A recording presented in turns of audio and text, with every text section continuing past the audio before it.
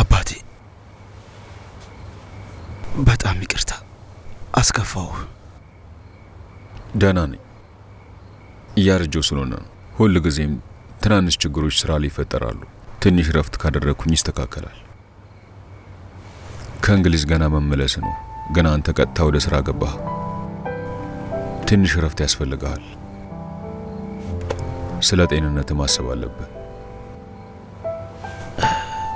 ይኸውልህ አባ፣ አልፋን ለመግዛት የቸኮልኩት እኔ ነኝ። ለተፎካካሪዎቹ ጠቅሟል። ገንዘብ ብቻ አይደለም፣ ብዙ ሰራተኞችን አጥቻለሁ። ይቅርታ። እንደማስበው ከሆነ አንተ ትልቅ ስራን የሰራው። የአልፋ ቴክኒካል ሰራተኞች በማንኛውም ሰዓት ሊለቁ ይችላሉ፣ ግን የፈጠራ ስራቸውንና የስራ ውጤታቸውን ትተውት ነው የሄዱት። እነዚህ ደግሞ ለዳይዦንግ የወደፊት እድገት በጣም አጋዥ ናቸው።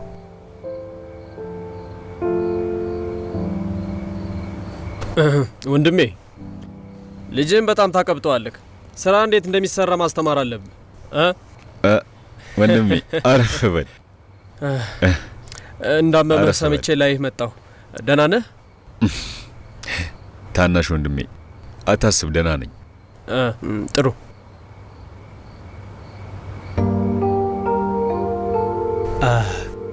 ወንድሜ እኛ አሁን አርጅተናል፣ ልባችንም ደክሟል። ከወጣቱ ትውልድ ጋር መፎካከር አንችልም።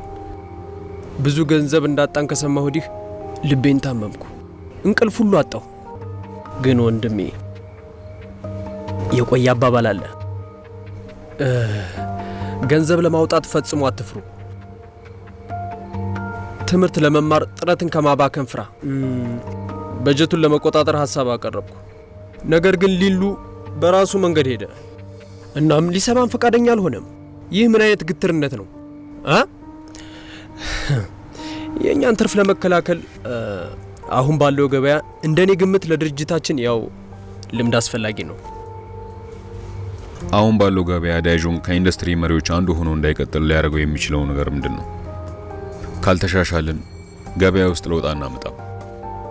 ድርጅታችንን ማስጠበቅ ካልቻልን እኛ ምንም ነን። ልክ አንተ እንዳልከው እኛ አርጅተናል። ከዚህ በላይ እንዳንተገብር የሚያደርጉን ብዙ ነገሮች አሉ። ወጣቶቹ እንዲሰሩ እድል እንስጣቸው። አጎቴ ምክርህን እቀበላለሁ። አታስብ፣ ምንም አይነት ችግር ድርጅቱ ካጋጠመው እኔ ራሴ አሳውቅሃለሁ። አትጨነቅ። እሺ ሊሉ፣ እናንተ ወጣቶች ላይ መተማመን ይኖርብናል። ብቻ መጨረሻ ላይ ማናጸዳው ቆሻሻ ውስጥ እንዳትገባ።